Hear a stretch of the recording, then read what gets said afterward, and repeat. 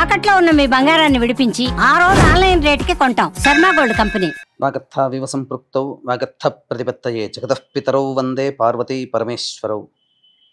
ఆదిత్యాయ చ సోమాయ మంగళాయ బుధాయ చ గురుశుక్రశనిభ్యశ్చ రాహవే కేతవే నమః. శృంగేరి జగద్గురు పీఠాధిపతులకి, కంచి పీఠాధిపతులకి నమస్కారములు తెలియజేసుకుంటూ కార్యక్రమాన్ని ప్రారంభిద్దాం. వీక్షించేటువంటి ప్రేక్షకులకి ఒక చిన్న గమనిక. చాలామంది మనం చెప్పబోయేటువంటి ఈ రాశి ఫలాల గురించి తెలుసుకునే ముందు ఏ విధంగా చూసుకోవాలి అనేటువంటి విషయాన్ని శ్రద్ధగా గమనించలేకపోతున్నారు. కొంత అయోమయంలో ఉన్నట్టుగా కనిపిస్తుంది ఈ కామెంట్స్ రూపం ద్వారా చూస్తున్నట్లయితే. కాబట్టి సుస్పష్టముగా చెప్పదలుచుకున్నటువంటిది ఏంటి అని అంటే, మీ యొక్క జన్మ తేదీ రోజున ఉన్నటువంటి జన్మ నక్షత్రాన్ని బట్టి జన్మ రాశి ఉంటుంది. ఆ రాశి చెప్పబోయేటువంటి ఫలితాలు మాత్రమే మీకు ఆపాదించబడతాయి. చాలామంది చేసేటువంటి తప్పులు ఏమిటంటే, జన్మించిన డేటు మంత్ను బట్టి ఒక జొడాయిక్ సైన్ అనేటువంటిది ఉంటుంది. అది సన్ జొడాయిక్ సైన్. కాబట్టి దాన్ని బట్టి ఈ పేపర్లలో వచ్చేటువంటి వివరణలు దాన్ని బట్టి చూసుకుంటున్నారు. కాబట్టి సన్ జొడాయిక్ సైన్ కాకుండా మీ జన్మ నక్షత్రము జన్మ రాశిని బట్టి వచ్చే చెప్పబడేటువంటి ఫలితాలని దృష్టిలో పెట్టుకోండి. అలాగే నక్షత్రము రాశి తెలియనటువంటి వాళ్ళు మీ యొక్క నామధేయము, మీ పేరులో వచ్చేటువంటి మొదటి అక్షరాన్ని బట్టి ఏ రాశికి సంబంధించింది అవుతుందో ఆ విధమైనటువంటి రాశిని ఫలితాలు కనుక చూసుకున్నట్లయితే మీకు తప్పకుండా అవన్నీ కూడా ఆపాదించబడతాయని చెప్పవచ్చు. ఈ మార్పుని గమనించగలరు. ఆగస్టు 3వ తారీఖు నుంచి 15 ఆగస్టు వరకు తులారాశిలో జన్మించినటువంటి వారికి ఏ విధంగా ఉండబోతుందో తెలుసుకునే ప్రయత్నం చేద్దాం. ముఖ్యంగా రాహువు 5వ ఇంట, కేతువు 11వ ఇంట సంచార ప్రభావం వెరసి యోగదాయకమైనటువంటి కాలాన్ని ఈ యొక్క గ్రహ సంచార ప్రభావం కలుగుతుంది. తద్వారా మనసులో ఆలోచన చేసినటువంటిది, ఊహించినటువంటి పనులు ఏవైతే ఉంటాయో అవన్నీ కూడాను కార్యరూపం దాల్చి మీకు తద్వారా యోగదాయకంగా మరల్చేటువంటి పరిస్థితి ఈ గ్రహస్థితి ప్రభావంలో చెప్పవచ్చు. అయితే తులారాశి వారికి శని 6వ స్థానమందు యోగకరుడైనప్పటికీ కూడా వక్రీకరించినటువంటి ఫలిత ప్రభావం వలన ఇటు పంచమ ప్రభావాన్ని కూడా కలుగుతాయి. అంటే ముఖ్యంగా ప్రతి విషయంలో కూడాను శని యోగదాయకంగానే కనిపిస్తున్నాడు.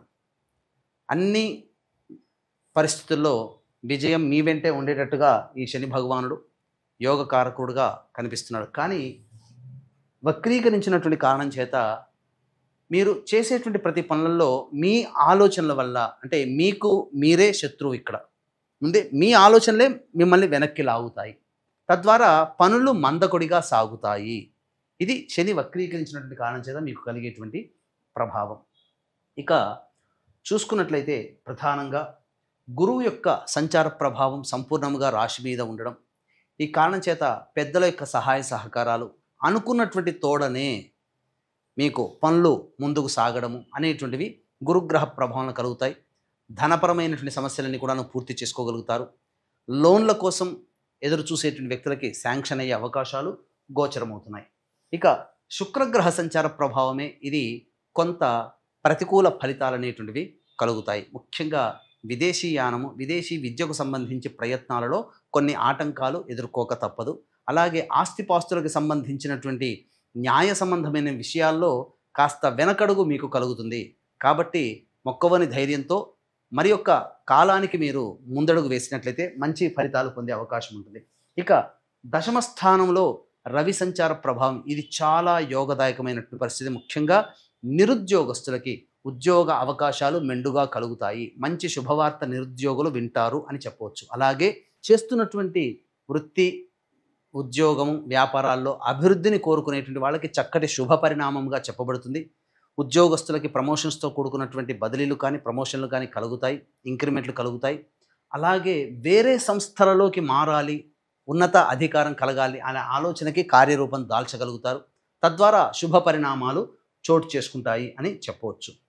అయితే ప్రధానంగా ఇక్కడ బుధుడు కూడాను 10వ రాశి స్థితి చేత యోగకరుడుగా ఉన్నప్పటికీ కూడా వక్రీకరించినటువంటి ప్రభావం చేత కొన్ని సమస్యలు అనేటువంటివి ఎదురవుతాయి. ముఖ్యంగా ప్రభుత్వ రంగంలో పనిచేసేటువంటి వ్యక్తులకి చికాకులు తప్పవు. ప్రభుత్వం మీద ఆధారపడి పనిచేసే కాంట్రాక్టర్లకి మీకు అనుకున్న విధంగా టెండర్లు రాకపోవడం కానీ, లేదా బిల్స్ పాస్ కాకపోవడం కానీ జరిగే అవకాశాలు ఉంటాయి. ముఖ్యంగా వృత్తి వ్యాపారాలలో ఉన్నటువంటి వాళ్ళకి వ్యాపార విస్తరణకి ఇది అనుకూలమైన సమయం కాదు. పెట్టుబడులకి ముఖ్యంగా అనుకూలమైన సమయము కాదు. స్టాక్స్లో పెట్టుబడులు పెట్టకుండా మంచి సమయం కోసం వేచి చూసే ధోరణి కనుక ఉన్నట్లయితే మంచి శుభ ఫలితాలు ఈ యొక్క బుధగ్రహ సంచార ప్రభావం కలుగుతాయి. కాబట్టి ముఖ్యంగా పెట్టుబడులకి ధనాన్ని ఇన్వెస్ట్మెంట్ చేయడానికి బుధుడు అనుకూలముగా లేడు.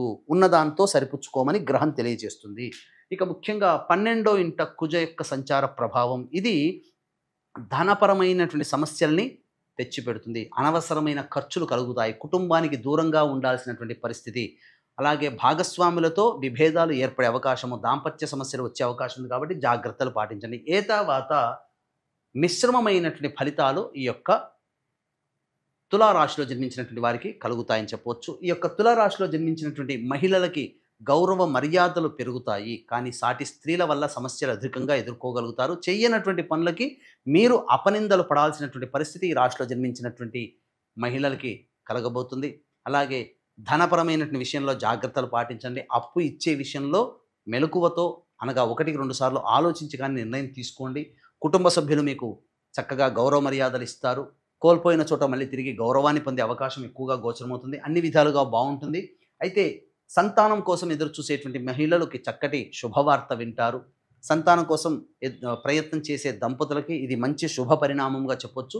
అన్ని విధాలుగా యోగదాయకంగా ఉంటుంది. వివాహం కానటువంటి యువతీ యువకులకి ఇది మంచి సమయం. సంబంధాలు నిశ్చయమయ్యే అవకాశం కూడా గోచరమవుతుంది. అలాగే విద్యకు సంబంధించి ప్రయత్నాలన్నీ కూడా కొలిక్కి వస్తాయి. ఏ తర్వాత మిశ్రమమైనటువంటి ఫలితాలు ఈ తులా రాశిలో జన్మించినటువంటి వాళ్ళు పొందుతారని చెప్పవచ్చు. అలాగే వీక్షించేటువంటి ప్రేక్షకులకి గమనిక, ఈ యొక్క వరలక్ష్మీ వ్రతము శ్రావణ పౌర్ణమి ఘడియలు రెండూ కలిసినటువంటి ఆగస్టు 8వ తారీఖు రోజున, శుక్రవారం రోజున ఆ శ్రావణ లక్ష్మీ దేవతా అనుగ్రహాన్ని కలగడం ద్వారా మీ జాతకరీత్యా కలుగు విద్య సమస్యలు, ఆర్థిక సమస్యలు, వ్యాపార సమస్యలు, ధనపరమైన సమస్యలు, దాంపత్య సమస్యలు, వివాహ సమస్యలు, ఆరోగ్య సమస్యల నివారణకి, అలాగే మేష, మిథున, కర్కాటక, సింహ, కన్య, వృశ్చిక, ధనస్సు, కుంభమీన రాశిలో జన్మించిన వారికి శనిదోష నివారణార్థమై సర్వదోష నివారణ పూజలు, హోమాలు అనేటువంటివి జరిపించడం, షోడశ లక్ష్మీదేవతల యొక్క హోమాది కార్యక్రమాలు, దశమహావిద్యలలో చివరిదైనటువంటి కమలాత్మికాదేవి హోమముతో పాటుగా లక్ష్మీ మూలమంత్ర సంపుటిత లక్ష్మీ సూక్త హోమాలు అనేటువంటివి జరిపించి పూజ చేసినటువంటివి తామరమాల మీకు అందివ్వడం జరుగుతుంది. రాత్రి 9 గంటలకి నిశీ సమయంలో ప్రారంభమవుతుంది. సాయంకాలం 6 గంటల లోపల ఈ కార్యక్రమంలో మీ గోత్రనామాలు నమోదు చేసుకోవచ్చు. వరలక్ష్మి వ్రతము ఆచరించే ఈ శ్రావణ మాసంలో ప్రతి మహిళ ఈ కార్యక్రమంలో పాల్గొనడం ద్వారా సంపూర్ణమైనటువంటి శ్రావణ లక్ష్మి అనుగ్రహాన్ని పొందిన వాళ్ళు అవుతారు.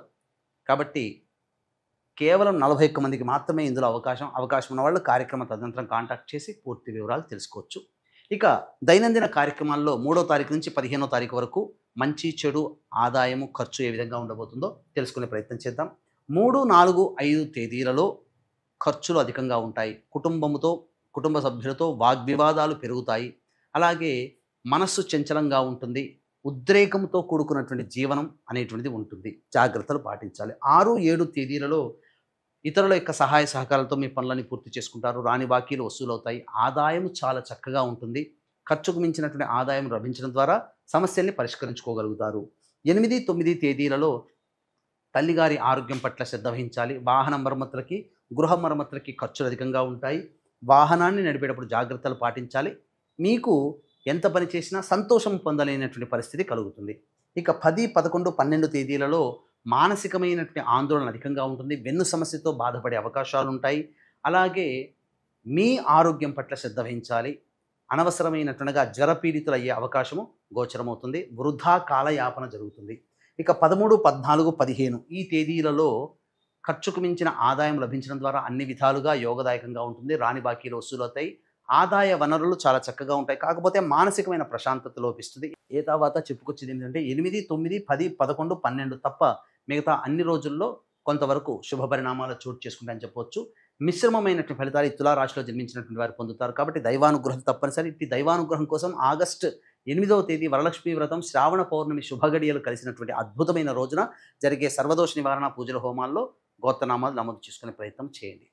సర్వం శ్రీ ఉమామహేశ్వర పరబ్రహ్మార్పణమస్తు.